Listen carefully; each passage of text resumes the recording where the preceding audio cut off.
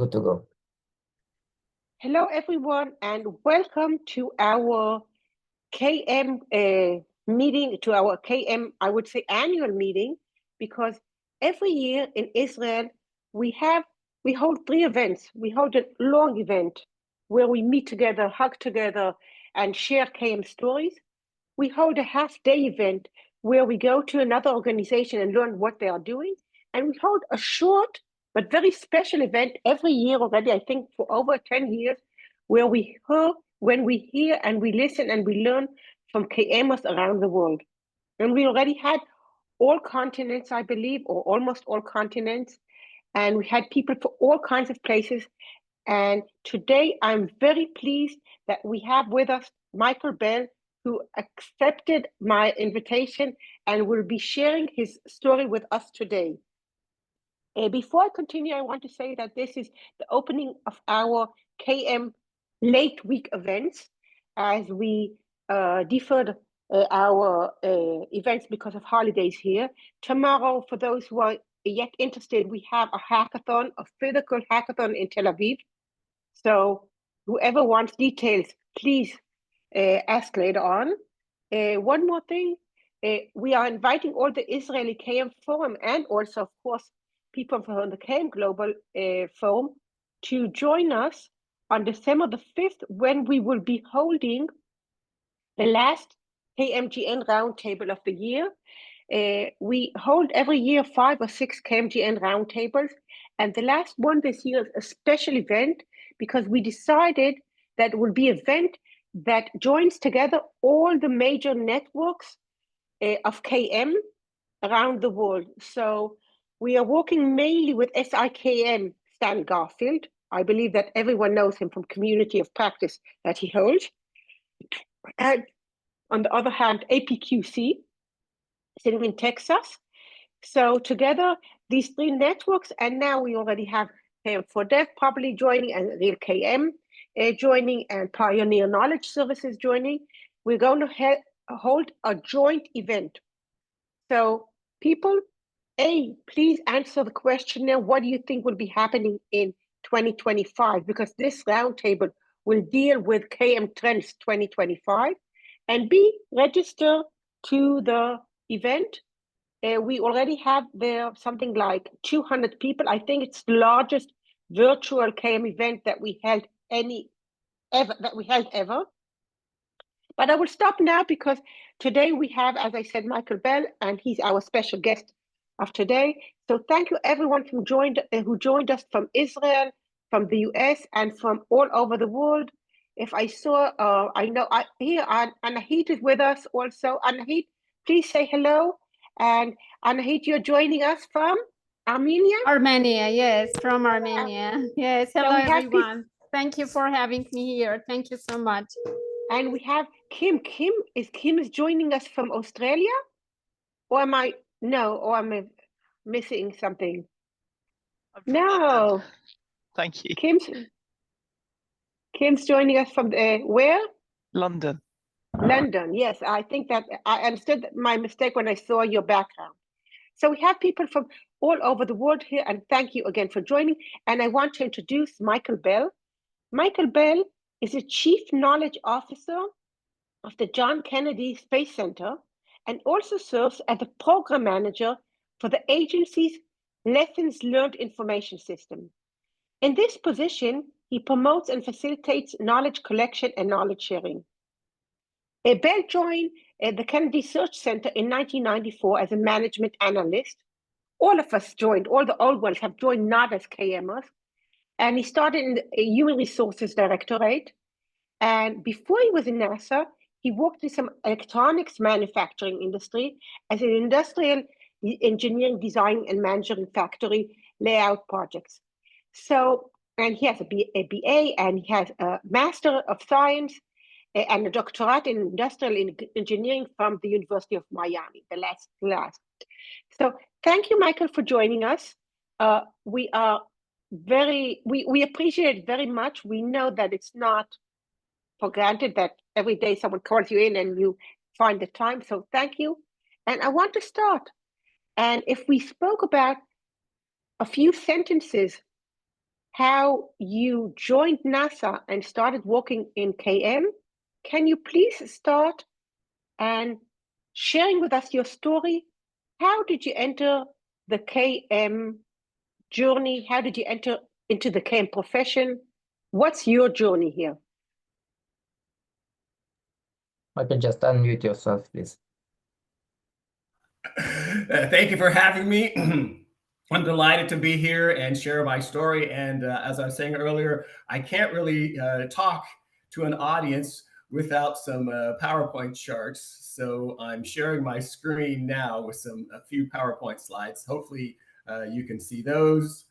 And I will give you my story in KM. My background, as Maury said, is industrial engineering. I actually started out with the idea of going to school for biomedical engineering. So I was always interested in math and science and chemistry. And as a little nerdy kid, I would read comic books. So I knew I was going to do something scientific. But once I got to school a while, I changed my major to industrial engineering. If you're familiar with industrial engineering, it has to do with people and systems. And this was back in the 80s. So I was in the electronics manufacturing industry working with computers. And one of my first jobs was working with the improving the manufacturing process with our employee suggestion program. So we were trying to collect the ideas from the employees. I mean, they're already working for us, so let's take their ideas and improve the manufacturing process. And I was administering the employee suggestion program. As the industrial engineer, you're just sort of given a lot of different tasks. And I had to work on the database and administer the funds which were given to employees for their suggestions, and also give people feedback when their ideas were not suggested. So this was a great learning environment for me to work in the people systems computer environment. Eventually, I was assigned a piece of the factory to work on, which was the printed circuit board manufacturing environment. And this was really interesting to find how all the things work together. And up here, I sort of highlighted the idea of the learning curves, because part of my knowledge management journey is learning about learning. And as people become more efficient, they spend less time, less work hours getting something completed. So I was able to apply my college learning and learning theory to improve the production environment. And the other thing that I was pushed on me was working on process assembly instructions.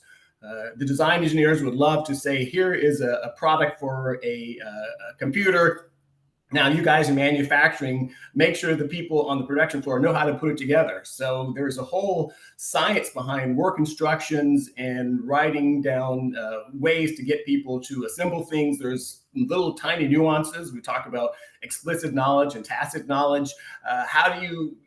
What do you need to tell somebody to make sure that the product is put together, assembled with the highest quality and done repeatedly on a regular basis? So this was a great sort of foundation into the area of knowledge management, knowledge sharing. I worked from there for a company called Seagate Technology. We made these disk drives inside of the computers. And I actually was working in the repair depot. So we manufactured lots and lots of disk drives, and some of them didn't work that well. So they would be sent back because they're under warranty. And one of the measures that our technicians had was their first fix effectiveness, meaning when they got a disk drive back and they had to figure out what was wrong with it, how fast could they get it repaired, and how effective was the first thing that they thought of to fix it. So back then, people had notebooks and Post-it notes. When you hear this weird sound, or when something is, vibrating, try, to tighten the screws, or maybe the servo track is not working properly. But we didn't have a knowledge sharing system. We didn't have a relational database. All of the technicians had a little notebook that they wrote little notes down, and maybe they might exchange ideas over lunch, but there was no way of improving our knowledge and sharing. So when somebody new came on board to try and fix the disk drives, they probably had a short course on here, this is the way it works. But now, from a knowledge management standpoint, I bet all of the customer service organizations and places where they collect information, they share it out and categorize it immediately so that the new people are able to benefit from that knowledge. But we didn't have that back then. We had Post-it notes and little notebooks. But from there, I was able to get a job at NASA in Florida. So I started out not in a production environment, but working as a management analyst. And I was surprised and pleased to figure out that they use industrial engineers for understanding which people are going to be deployed where on the Space Center. So the human resources did modeling on when people are about to retire, how many people can they bring on board, what are the skills that they have now, what skills will they need in the future. And this was before my job had anything to do with knowledge management, but it was kind of a foundation to what we do in KM.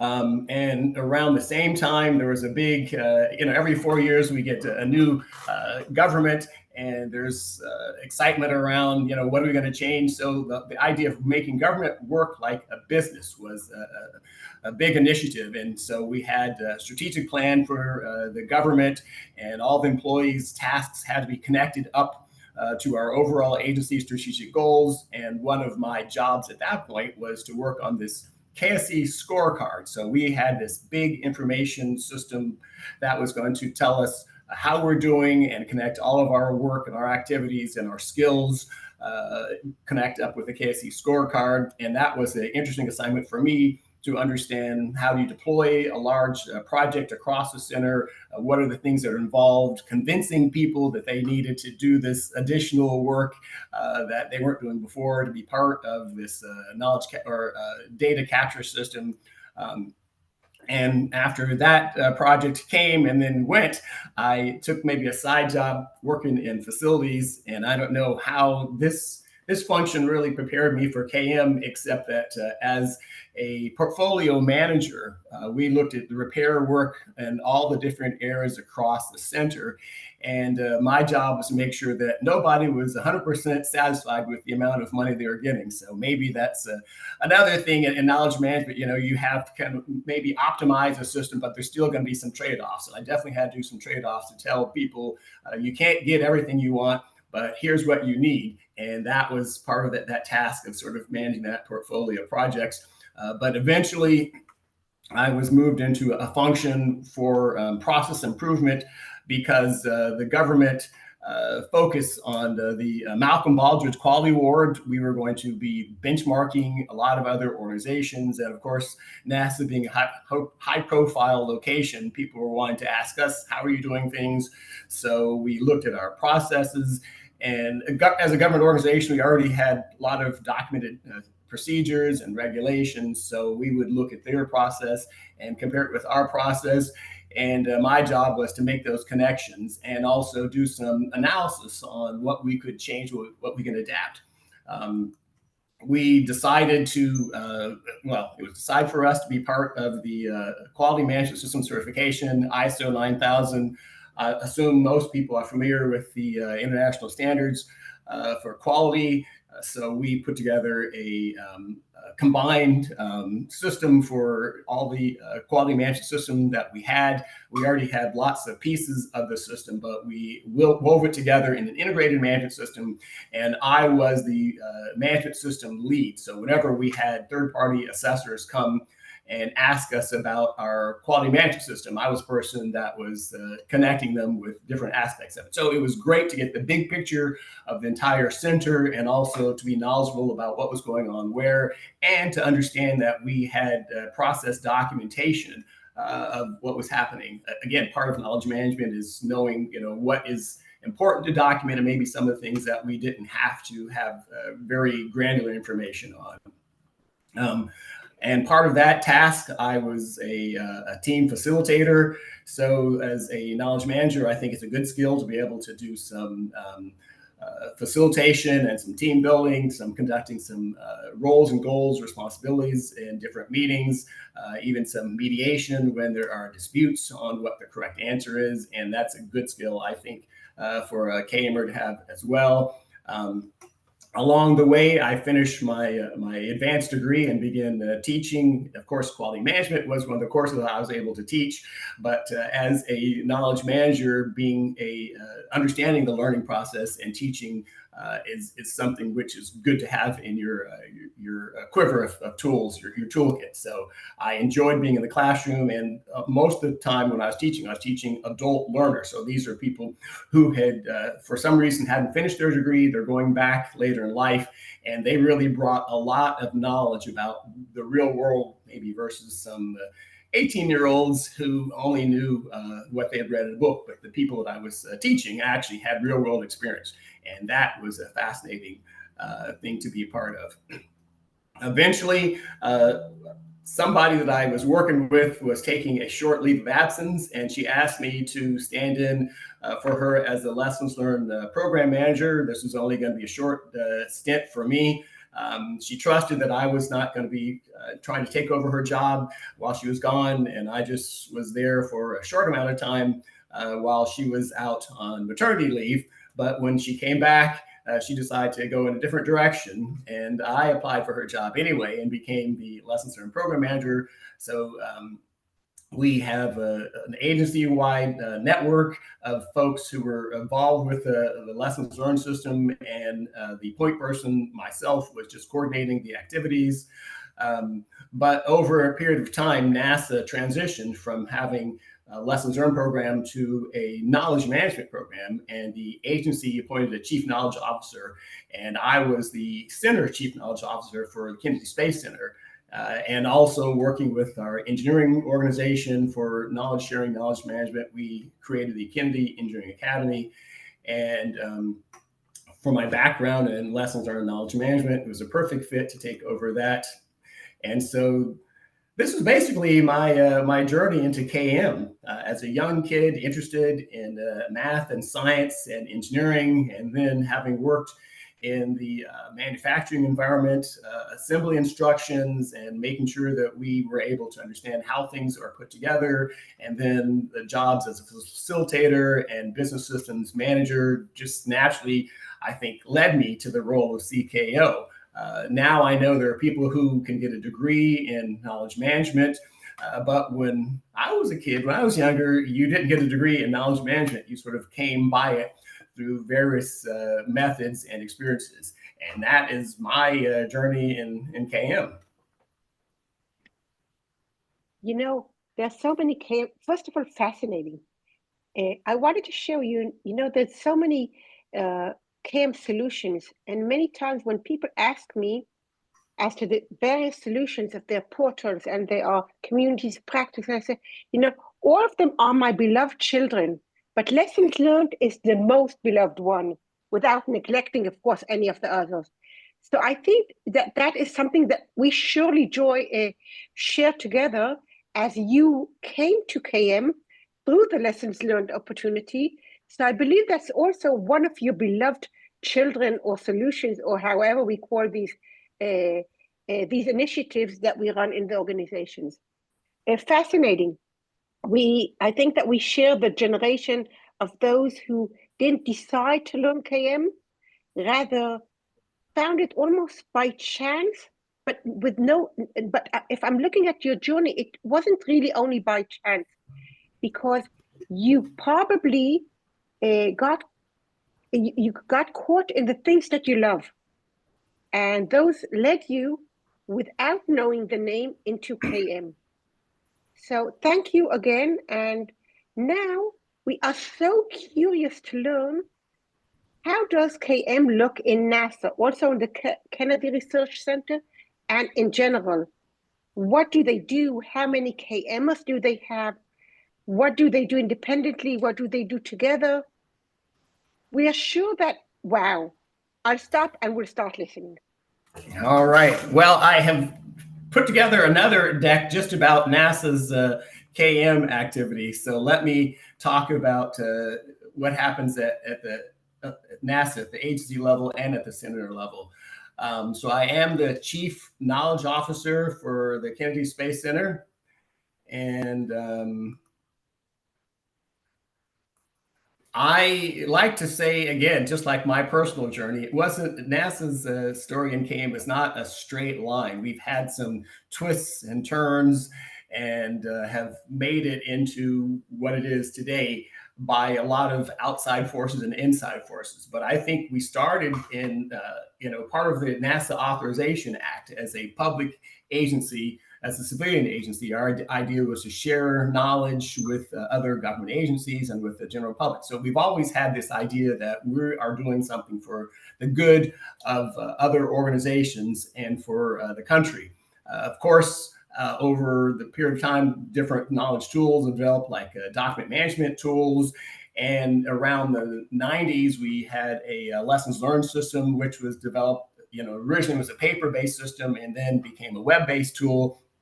And around 2000 or so, there was talk about what can we do? What is this whole knowledge management thing? So a KM team was formed, was chartered, but this KM team was not connected with any particular center organization. It was an agency-wide sort of exploratory team. And there were a lot of, like you said, portals and things that were being developed. And one of them that was developed was this Inside NASA portal, a place to put a lot of knowledge and for people to access it. And at the same time, there's an external force, the General Accounting Office, which is a government agency that looked at our performance and said, NASA, you don't really know what you know because you have had a couple of different high-profile failures and accidents. So more focus needs to be put on the agency of making sure the knowledge is shared. So a KM strategic plan was developed, and the Academy for Program and Project Engineering Leadership, which is an internal training organization, was put together. So the PM Challenge, the Project Management Challenge, was an internal conference, bringing people inside the agency together to share their project knowledge so that we're improving our ability to do project management and make sure we're more effective with the government funds. I have on here this bullet space book. This was like Facebook, but only internal. So why can't we collaborate with people inside the agency? Isn't there a way that we can make connections? We didn't have friends in Facebook. We had connections in Facebook. Now, like a lot of initiative or these systems, this system has been sunset as well. We don't have Facebook anymore, but the idea was connecting people inside the agency. And then I get here around 2010. I call the black hole, because the Inspector General report on the lessons learned system, I was a lessons learned program manager at the time, still am, but there are a lot of negative findings saying, here is what your requirements say you're supposed to be doing in lessons learned. You're not doing that over there, you're doing this over here. So we want you to do what you say you're supposed to do, because as a government agency, you're funded to do lessons learned. But we're doing knowledge management. So we actually appointed a chief knowledge officer, and there are chief knowledge officers within, there are 10 NASA field centers, and there is a chief knowledge officer or knowledge manager in each one of those locations. And they have their responsibility is to look at knowledge management and tailor it specifically to how that the work is being done. Because in some organizations, you're designing spacecraft, you might be designing a rocket, you might be doing research into the cosmos, looking at probes to the sun. So we do lots of different things, and the chief knowledge officers need to be cognizant of how their function is being performed and what knowledge activities need to be set up for that. We became connected with the Federal Knowledge Working Group and established a critical knowledge gateway. And then around, I think, 2016, 2017, this Academy of Project Leadership, which has a lot of classroom training and knowledge, and the Chief Knowledge Office merged. So our makes perfect sense. The classroom learning needs to be connected with the other type of learning that we're doing, and the knowledge sharing that we're doing on our projects needs to be folded back into our Academy for Project Leadership. And so we're continuing along with that federated model of doing the right things for the right types of organizations. So I just put on this chart the NASA Authorization Act of 58. I think it's sort of laid the foundation for sharing knowledge across the agency. And then this strategic plan for knowledge management, which was around 2002, was signed by the CIO, which is the Chief Information Officer, the head of human resources, and also the chief engineer. So unfortunately, it was owned by everyone and owned by no one. So there was no organization that really owned knowledge management back then. And this strategic plan for knowledge management was an interesting document, but it was not embraced by any of the three signees because it was owned by everybody. So I think that was one of the things we learned, was to connect it in with an actual operation or activity. If it had been owned by human resources, it probably would have had a different flavor to it. If it was owned by the CIO's organizations, they control the pipes and the connections, but maybe the chief engineer is the blood that flows through it. I mean, the blood is nothing without the veins. The veins have no purpose without the blood. So the idea of having the CIO, the human resources director, and the chief engineer together owning it seemed like a great idea, but all of them were co-equal. So none of them were actually pushing this initiative back in 2000. But we did have this Inside NASA portal, and it exists today for some internal knowledge. We created a knowledge map across all of our centers, and we focus on face-to-face activities like in the Apple Knowledge Services classes. There's always some online tool that's evolving. We do something which is interesting, case study discussions. Lessons learned has a specific recommendation. This is what we learned. But the case study is more, here's a situation. Let's talk about it and learn from it. And maybe different situations will learn something slightly different, depending on who's in the room and what we're talking about it. But everybody walks away with a better understanding of what they can apply to their situation. And of course, the networking aspect, communities of practice, and we can't forget the lessons learned, which was lessons learned process, which was around prior to our KM. So we've had, like I said, a couple of high profile tragedies. Columbia is a case study. Columbia is the space shuttle which broke apart on reentry. And every year in January, we have NASA Remembrance Week. We talk about what are some of the lessons learned for engineering, for communication, for problem solving, and we just have a culture of doing these case study discussions even throughout the year. And we can look at a specific situation or case, get together, talk about it, and then decide what are we going to take away. Especially when new people come on board, they were not around for some of these events, but being put in the situation of the people when this event was happening is a great way for us to transfer knowledge and learning.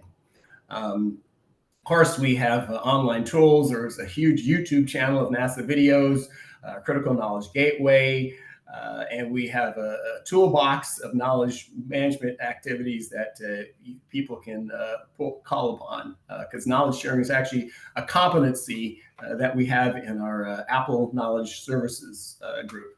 We have podcasts that are done, which are stories from some of our projects that are happening. We have webinars, newsletter, and even in classroom on very specific competencies that people are trying to come up to speed on related to engineering and project management. Since the pandemic, we've done a lot more hybrid classes and online classes, but previously this classroom learning was specifically inside a brick and mortar. And we've discovered some classes work better in person, some are fit with people's schedule where we can have it online, and some are hybrid. The idea of the communities of practice, our agency chief engineer has specifically set up some disciplines which are cross-cutting across the entire agency, across the 10 field centers. And there is a person who's designated as the leader and a person who's designated as a facilitator. And their job is to cultivate knowledge in that area. They have a workspace, and they talk about how can we grow this discipline and what's important.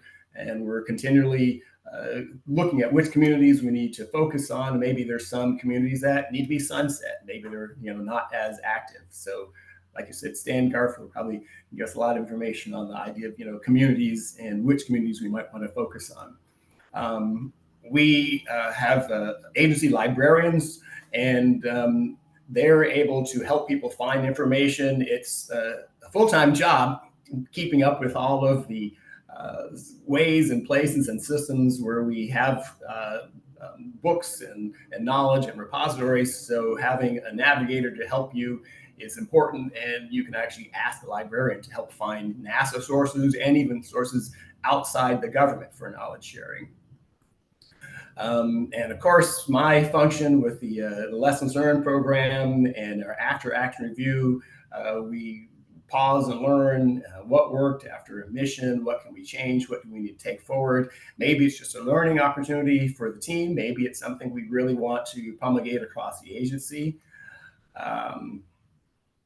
We have these knowledge sharing sessions, either in person with the legacy sessions, people who are about to retire, newbies, young professionals, teams do their team report outs, and the online sessions, the virtual Masters with Masters that we do knowledge sharing, the quick webinars. And this is the chart that I use when I talk to project managers. There are lots of tools that are available for knowledge sharing. If you're starting your projects, you might do a search of a database or ask a librarian. Maybe you get your team together for a case study discussion. The last time we went to Mercury, this is what happened. Let's talk about that. Let's figure out, how we're going to handle certain risks. During the middle of the project, maybe we would have a knowledge sharing session, because if you're going to Saturn, if it's going to be 15 years long, we don't want to wait to the end of the project to do your knowledge sharing and report out. So that's an option. We have online ways to do knowledge sharing and knowledge capture. And then, of course, at the end, there's this big honking lessons learned report that we would like to capture and catalog. And we're doing more with video too. If you asked me 10 years ago, I was probably thinking everything is going to be video. We won't have any reports or anything written, but video has not taken over. We do video sessions, but it has not taken over all of our knowledge sharing activity. When I try and do something at home, I'll go to YouTube and find a 5-minute video or 10-minute video, and that, short burst learning for me is great. But for all of our NASA stuff, we don't put everything on video. We do lots of other ways that we do the knowledge capture.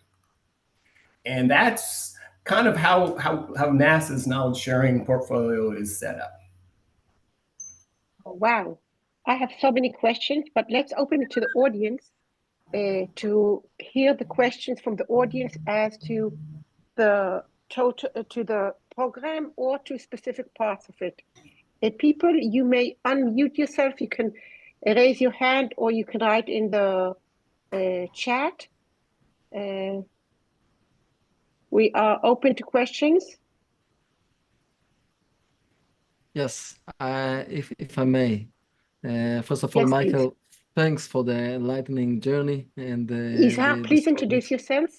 Yes, my name is Izhar Itzhaki. I serve as the head of innovation and knowledge management in the IDF Military Advocate General Corps. It's the small Israeli equivalent of the U.S. Army JAG, and the other JAG for the branches. And again, thanks for the story. It's fascinating and also inspiring. I would like to ask a question that I ponder upon for quite a while. How does NASA create not the controlled junctions with traffic lights and instructions for manual data ops, but instead try to utilize automation and the seamless interchanges and the knowledge capturing mechanisms that people don't have to utilize or operate by themselves? My sense is that knowledge management, if it is another task that the user, the expert, has to initiate and grasp and execute by himself, they would just not do it. They would rather just move on to the next tasks. Agreed. Yes. We do not have that seamless automated capture. Maybe some of these AI tools will be helping to facilitate that. But we do have kind of a forcing function. Remember I talked about our NASA Remembrance Week. So we're trying to keep that in the forefront of people's minds, that capturing knowledge, there's a good reason why we want to share. We don't want to make the same mistakes. It's important to our job to be more efficient with the taxpayers' dollars. So we try and use that as a sort of a forcing function. Also, in our project management process, we have certain key gates. So when you come to your initial design review, your final closeout, there are things which you have to do to address knowledge sharing and knowledge capture. So there's no system which is just pulling the data from you and into a lessons learned system. But we try, and from a cultural standpoint, say this is how we work, this is what is supposed to be done. And also from our requirements, when you get to certain points in a project, there's an expectation that you're going to do some knowledge capture and knowledge sharing. So those are kind of the ways that it's done, not so much automatically. I wish the answer was more related maybe to the NASA missions, which are recorded meticulously. Anyway, thanks.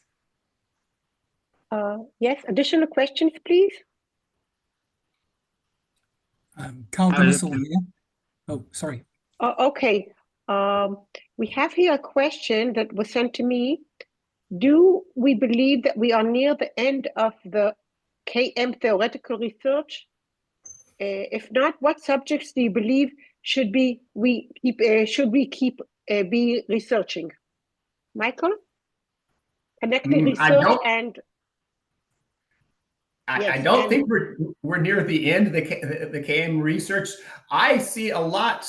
NASA is very cautious about implementing some of the external tools.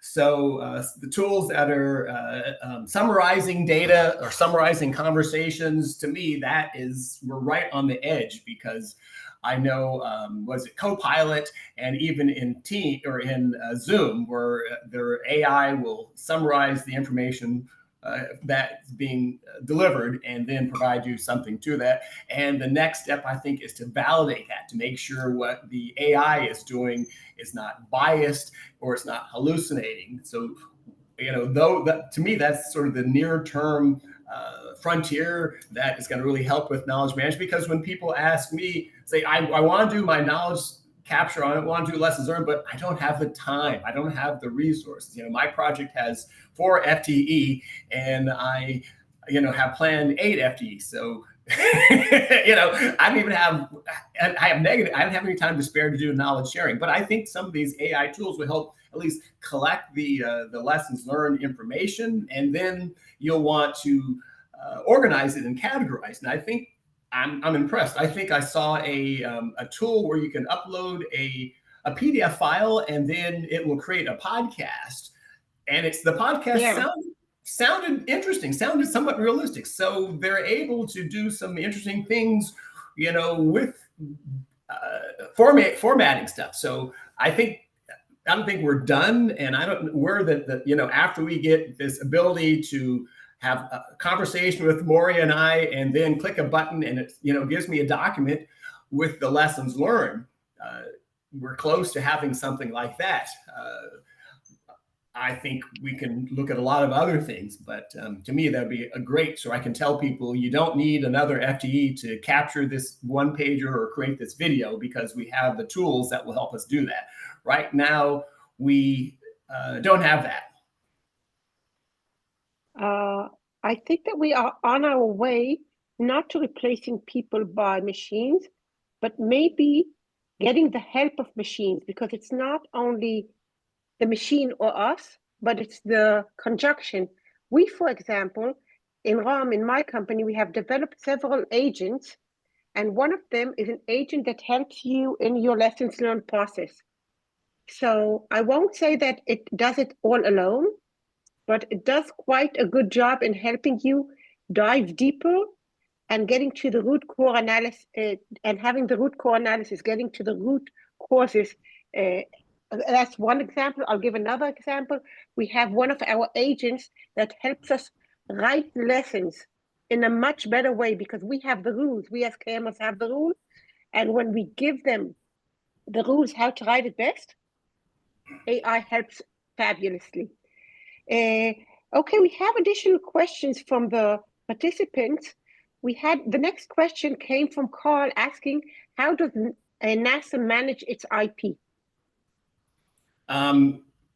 We do manage our IP, but actually there's a lot of conflict because, as I said, the NASA Authorization Act, we're supposed to share our knowledge. We're publicly funded. We need to give people access to this, but at the same time, there's something called the International Traffic in Arms. We're not supposed to be exporting things. There are some things which have only applicability to our certain contractors and subcontractors. So very carefully, we connect back with our legal department, our legal advisor, someone just asked a question who's from the JAG. So we are in close contact with our center legal offices to talk about what should we share, what can we not share, which intellectual property is not ready. We apply for patents and have work on making sure we're doing the right thing with our IP. But at the same time, we should be sharing as much as possible. We want to share as much as possible for the good of all mankind. So it's a delicate balance to maintain the IP and still get the knowledge out there, and not unduly not hide stuff, but keep stuff away from areas which could benefit from. Kim from UK, please, do you want to share your question, please? Sorry, yeah, I was just having my lunch while I was listening in. So, Michael, what would you say has been the most challenging moment you've experienced in KM at NASA, and how did you overcome that challenge? What did you learn from it? Wow. My most challenge. Well, I think one of my biggest challenges is confronting people about the amount of time, like we were talking about. It's, if it's not in line with your daily job, how do you convince people that this is something that they should do and they have the time to do? Is my screen frozen? No, okay. We see you moving. That's okay. Okay, so I guess the biggest challenge I believe is convincing people, what's in it for me, why they need to spend the time to do it. And I think I have come up with a good set of charts. We talk about the Columbia mishap. We talk about, tightening budgets. We talk about sharing knowledge so that we can leave a legacy, getting that story straight of why it's important to do this. But at the same time, connecting with people, because the AI, the robot may have the answer, but I think the human touch, just getting in touch with people and letting them know that it's important and I'm a real person and I could use this assistance, I think breaks through that wall or the indifference, because we're asked to do 1,000 things every day. And if I'm asked by Maury to do it, I know her, I like her, I'm willing to do it, versus just an email that has no connection. So maybe my aha is be able to share the story, share the success stories, and not forget that the human element is not going to be taken over by the AI or the machines. We still need to somehow keep that involved to do our knowledge sharing. Wonderful. You're adding here all the idea of the trust, because there are many aspects of the human being, and the one that you're saying that there are many perspectives why we have to share and leave the human perspective in. And just let's take the idea of trust. Michael is speaking with us because I met him the first time in this this year in June in Dublin, and I stood behind and said, "Okay, you're from NASA. You're sounding interesting. I want to listen to what you're saying." And that's how we started our one-on-one discussion. And later on, everything was much easier. So that's only an example of, yes, many human perspectives that won't be there if we have only machines. Leo, you have a question as to lessons learned. Please hold this question, as we're going to have an additional session now on lessons learned. So we'll come back to that later on. Safrina, you want to ask a question? We are with you, and afterwards we will have Nadav. Yes, Safrina, please. Yeah, so I'm from Philips in Israel. Let me open my video. So I'm working in Philips in Israel, and I'm a knowledge manager of a small development group. And we are struggling with the way to define our KPIs. And we started by asking ourselves, okay, how are we going to measure the effectiveness of knowledge management?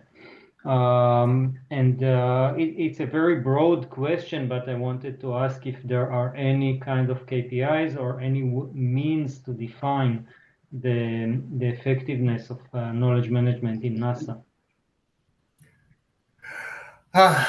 Good question. I don't have the measurement answer. We do, look at activity measures, how many people are involved, how many website hits, how many lessons learned are we sharing, but that's not the whole story. And we could have one knowledge interchange that saves the Starliner, or we could have a dozen knowledge interchanges which don't really go that far. So I don't have the best way to share it. I think a couple of good anecdotes do go a long way to help people understand it.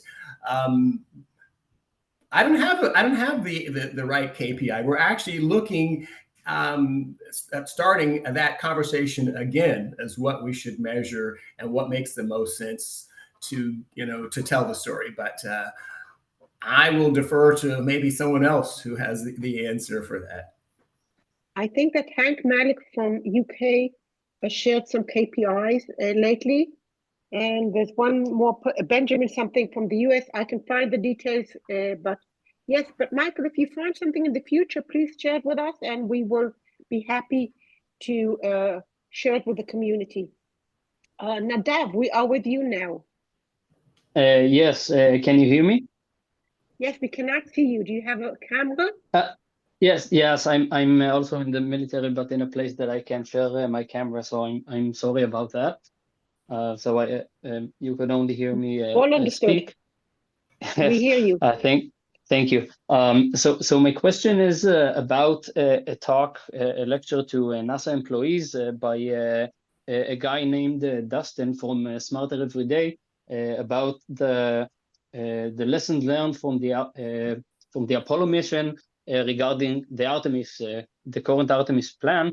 I don't know if you're familiar with his lecture. It was quite I don't know, a bit harsh criticism. A lot of people said, but my question is to you about what is your take about the lessons learned from the Apollo mission to the Artemis current plan, which a lot of people now say is quite complex in its design. Regarding that, not all of the people haven't fully understood the lessons learned from the successful Apollo missions. I hope I made myself clear enough. Yes, I'm not an expert on the rocket architecture, so I can't really critique that. I know that NASA started out with the Apollo design, and it went in a different direction for low Earth orbit with the space shuttle. So there are people who were saying, well, why can't the space shuttle go to land on another planet? It can't. That's not its design. And then when the idea of going back into deep exploration came around, we were not using the Apollo architecture. We shifted to Artemis. So I believe there are some innovations, some leaps with the Artemis, which were taken over from Apollo. And I know when the time came to start working on Artemis, we did look back at the Apollo designs and see what we can change, what we can incorporate. I don't know exactly, what was lessons learned was before, but I know there was a lesson learned attempt to incorporate some of that. Now, of course, all of the not materials, but the situation is slightly different. Even the resourcing from the Apollo to the Artemis program is different. So we're not exactly comparing apples to apples. and I think I've said a whole word salad there, but I don't know the exact difference between the Apollo design and the Artemis design. Only I know we did do some incorporation of lessons learned from Apollo activity, and it was not as smooth as it could have been if we had this lessons learned system of today around the time we were decommissioning Apollo. Thank you. We have 3 additional questions, and then we'll go to the part 3. Benjamin, please speak up. Benjamin Abugi. 1, 2.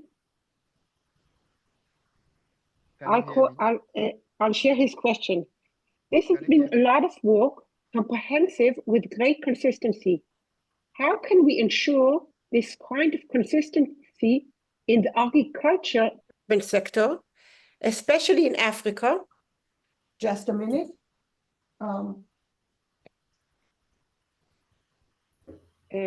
Especially in Africa, where projects and initiatives are resource time bound, how can the NASA experience benefit the development sector? We have here a guest from Africa. Yes, please. If you have any ideas. I will say that I remember previously working with some folks from the World Bank who were looking at sharing, knowledge across some of their projects, and I think in Africa as well. But NASA doesn't use a lot of the or NASA's lessons learned system. I think is great for our project management. But I would see some of almost like social media tools for connecting with people who are across diverse environments. Like we used to talk about using like a Slack system where you're looking at ideas and thoughts and you're sharing little lessons learned related to the various aspects of your development, and then able to search across those to improve the activities. NASA's lessons learned tend to be more formalized and like in a document format, but maybe something where people who are out in the field are able to share their tips and techniques quickly and easily could lend itself to people who are on the ground in agricultural environment. We have, yes, and I want to point people, we on one of our KMGN courses, we shared the story of a World Bank and how they added AI to their projects database to turn the reuse of the knowledge much more effective. But again, we're taking that offline. If anyone has a question, 2 last questions on this section, and then we will continue. Carl, do you want to speak up?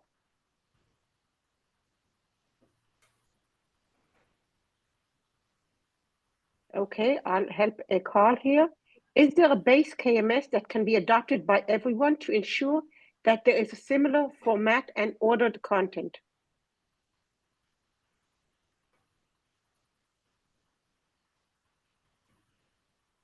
I think the SharePoint and the Teams platforms do lend themselves to having that base, that commonality, that situation. One of our struggles at NASA is people are very smart and they have specific needs, so they want to diverge. They want to do it separately for their implementation, for their aspect.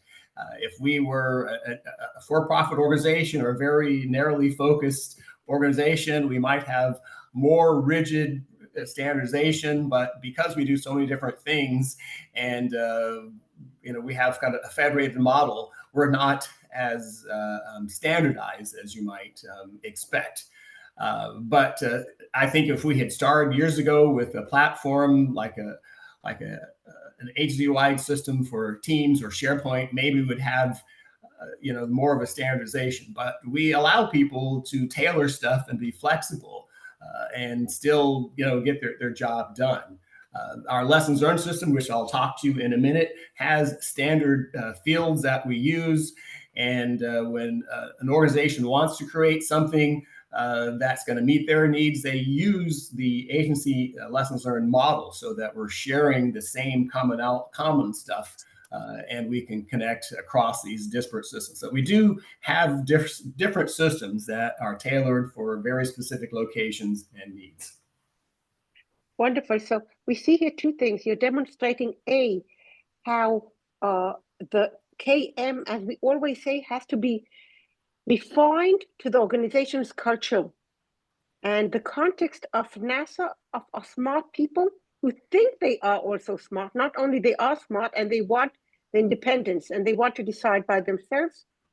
That's on the philosophical, on the approach level. And on the practical level, is that probably that means that you work with a large toolbox.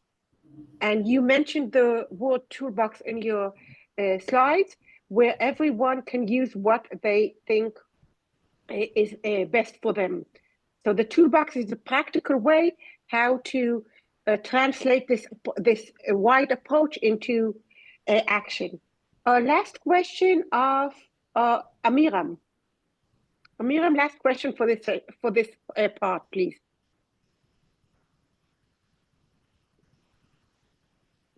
Amiram, are you with us? Yeah, sorry. Okay, thank you, Michael. I'm an expert of competitive intelligence, and my questions is about the interface between knowledge management and competitive intelligence.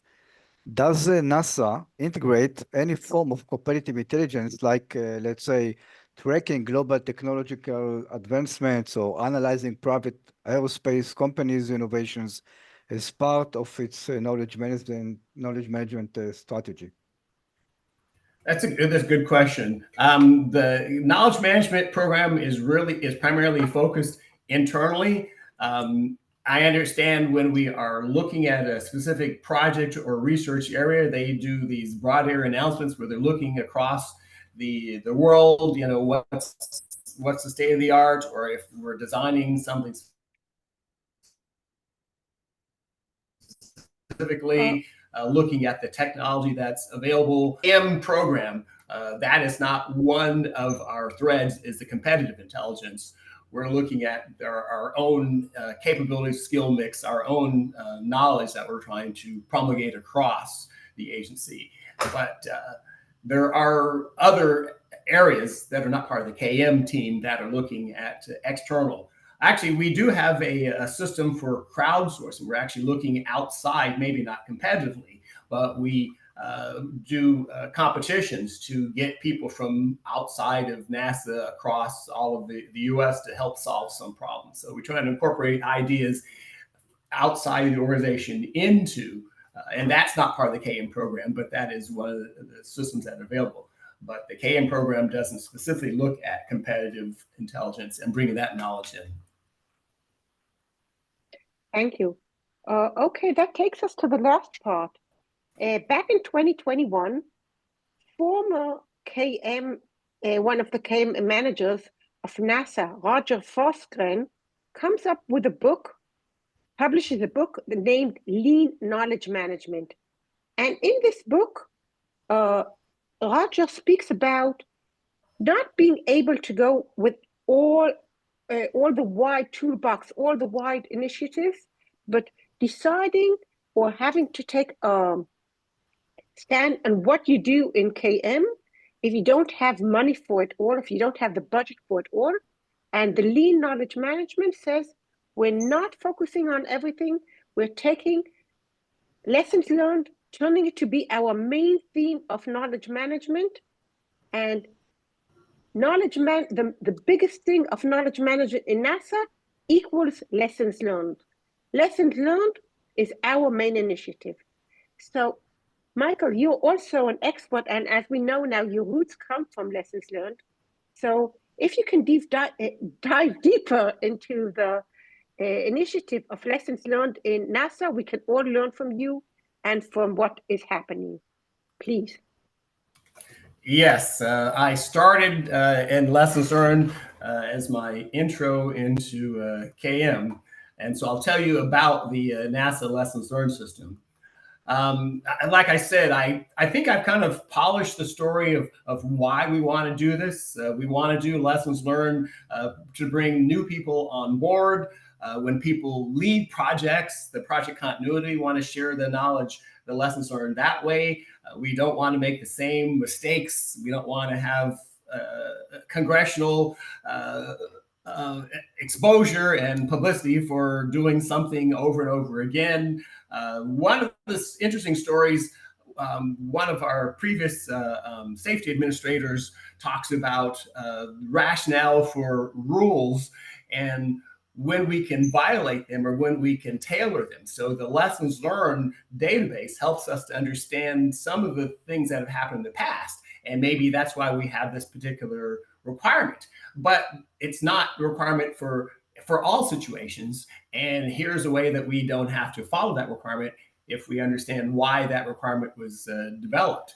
And of course, here is the Challenger astronauts leaving the astronaut crew quarters, getting ready to get on their mission. So we want to make sure that we're successful in our mission. So these reasons, I think, are the good foundation. We reinforce this to the people, why we're doing our lessons learned, why it's a good foundational program for all the other knowledge sharing activities that we do. Started out as a paper-based system.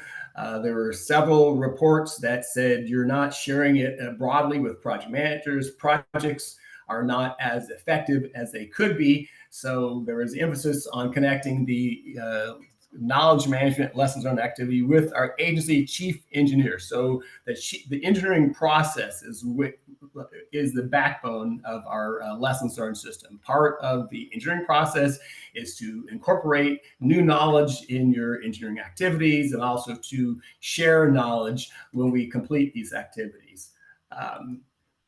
Our lessons learned system has been evolved over time. So if you go look at the database, it's usually like 1 or 2 page entries. We give you the driving event, the who, what, where, why, so that you can decide the recommendation is X, but they found this recommendation based on this driving event.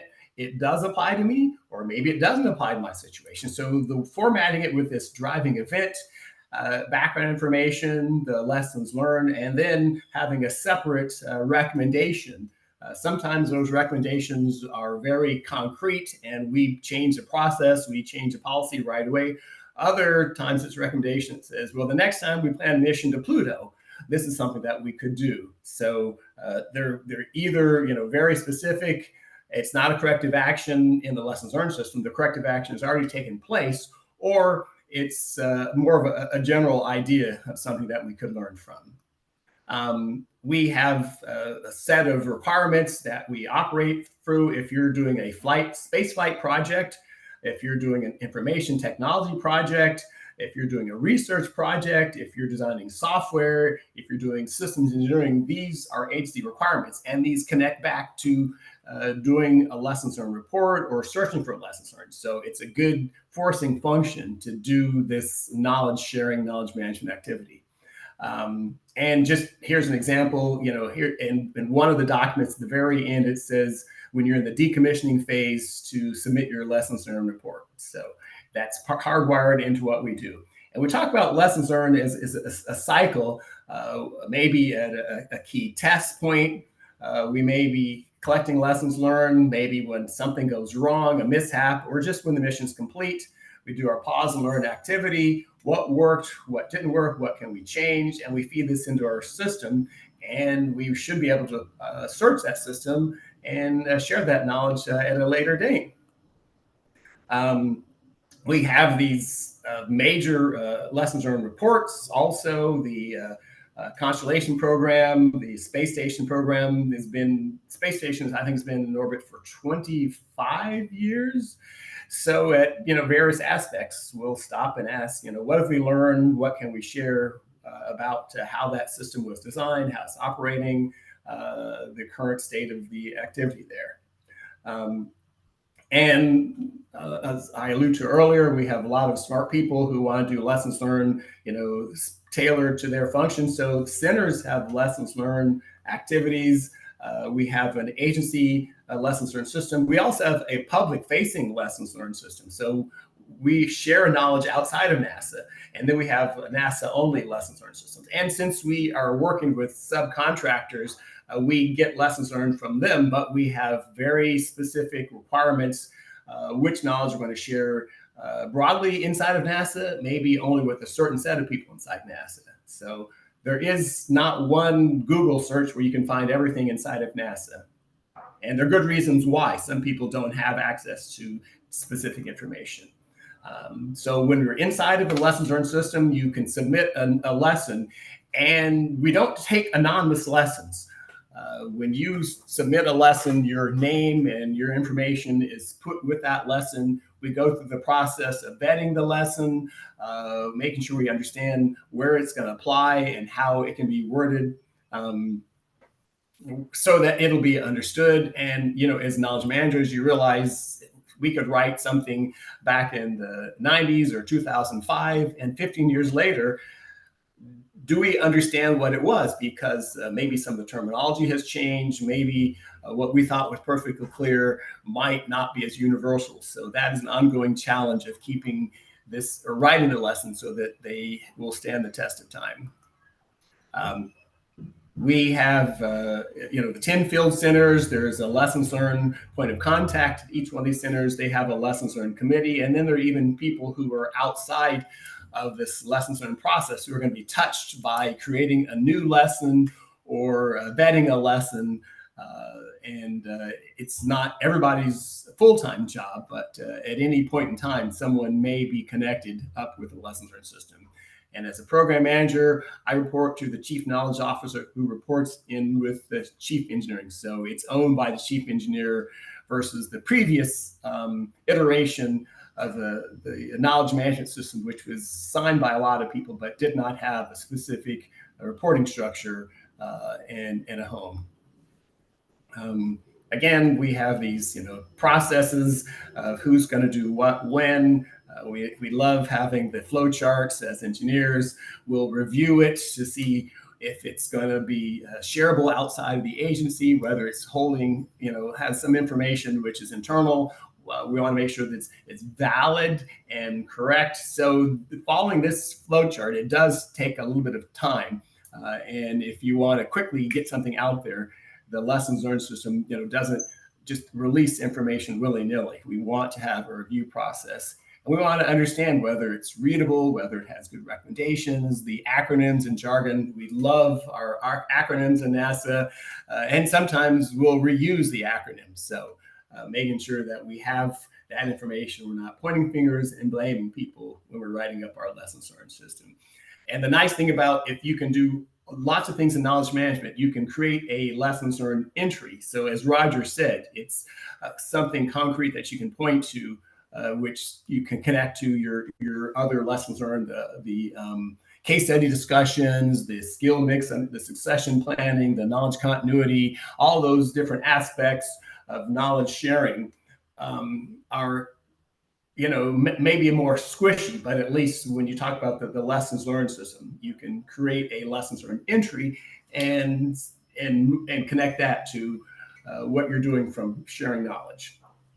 So that was kind of my overview of our lessons learned system. Wow. Okay, again, we have questions from the audience as to the lessons learned. I will start with Lior and we'll continue to Michal. Lior, please.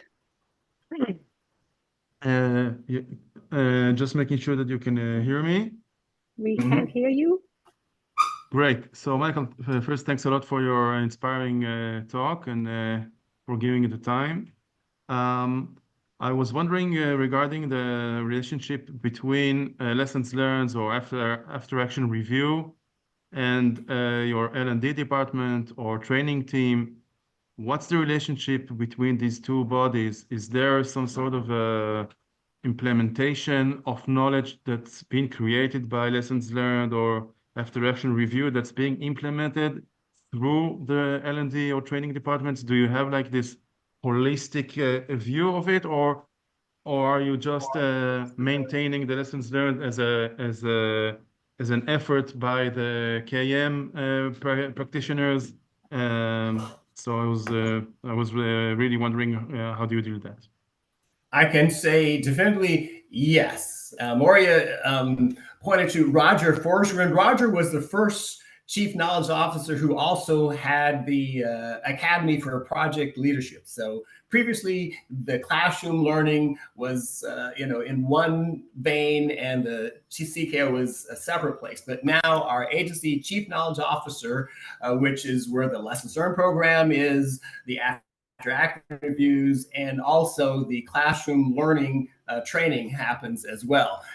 Just a couple months ago, I gave a presentation to some of our suppliers of because we have a lot of external suppliers who do some of the training, and pointed them to, gave them more familiarization with the NASA lessons learned system to say, here are lessons in our agency lessons learned system. If you're going to give a class to NASA employees, don't give a Harvard business case that has to do with making hot dogs. Talk about NASA projects and programs in your training class. So we've, tried to even strengthen that relationship even more. When you're in the classroom talking to NASA people about risk management, you're talking about systems engineering, you're talking about designing your whatever it is.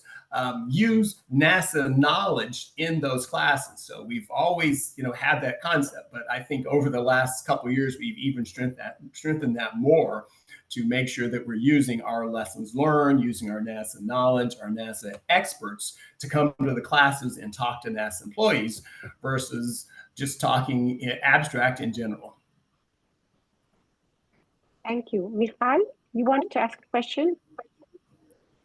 Yes, and to connect it to something that was discussed earlier about the AI, is the system of lessons learned document-based, or does it have like other media, like podcasts or clips or something? And a connecting question is whether you have AI abilities to draw conclusions and insights from everything that's in the system? No. I remember like a couple years ago when IBM Watson was first coming on board, I was working with some folks about being able to use IBM Watson to go through the entire lessons learned system and tell us, this is what you're missing. Here are all the hidden connections and patterns and the lessons. You wrote up a lessons learned about, tiles, and you wrote a lessons learned about valves. Well, guess what? They're connected this way. And IBM Watson is going to tell us that, right? We still don't have that system that makes those hidden connections, but it's in the future, it's coming, those hidden patterns. The big data people are looking at, how we can incorporate that. We do have, so your first question was, the hidden connections and patterns. We don't have that yet for our lessons learned system. And then I think I said earlier about like 10 years ago, I thought that video was going to be the thing. We won't have any documents, everything's going to be. That hasn't happened. We do incorporate some videos. We have a YouTube channel. We have a streaming site on streaming is part of, what is that? Is that the Teams or the Office 360? The Office 360 platform has the stream server. So yes, we do have videos, and you can search across those videos. They have not taken over the lessons learned documents, which are still the backbone of the lessons learned system. If I may add, as to Roger's book, as Michael said, the lessons learned knowledge base is the backbone. However, in order to distribute the knowledge, in order to make people interested in the knowledge, he was speaking about several formats, including the written case studies. And there are lessons that go with the story. Not everything is interesting enough, is sexy enough to be written as a story, and some as podcasts, not podcasts, but interviews that he would interview the people that turn it into YouTube. So it's not, but it's another level. It's the level of how do we distribute the knowledge, but of course only for the pearls, not for everything. The mainstream, the main is yet only in the knowledge base. Did I understand correctly, Michael? Yes, and I remember when I was in Dublin, I was talking about here are some of the ways we can use AI. We have lessons learned that are documents. We have case studies that are written. And one of the potential uses was to have this AI create a video based on the existing media that we have to make it into a way that other people might digest it. Maybe you can take AI to create an audio clip. You can use the AI to take the lessons learned into a video, and it'll put all the images and pictures together. So that's not automatic right now, but I think that could be a forefront to using some of that. And then, of course, finding all those hidden patterns and connections across all of NASA's data, helping us to know what we don't know. Wonderful. I think that's a wonderful ending question, taking us to the future and dreaming together how with such rich KM systems, with so much and with lessons learned and going to the future, AI, but leaving the human perspective, probably we can do miracles, maybe even get to the moon. Who knows? Thank you, Michael, for joining us today. Thank you, everyone, for participating. We will be sharing the video. We will be sharing the recording so that the knowledge is not a one-time event, but something that people can learn from. Thank you, everyone, and see you in the next events of KM Week in Israel, worldwide. Wherever you are, KMers, good morning, good evening, good night. Have a great KM Week. Thank you. My pleasure. Thank you. Thank you, Michael. Thanks a lot. Goodbye. Thank you very much. Thank you Thank very you. much. Thank you so much. Bye-bye. Michael, you were wonderful. Thank you so much. Oh, my pleasure. Thank you for having me. I really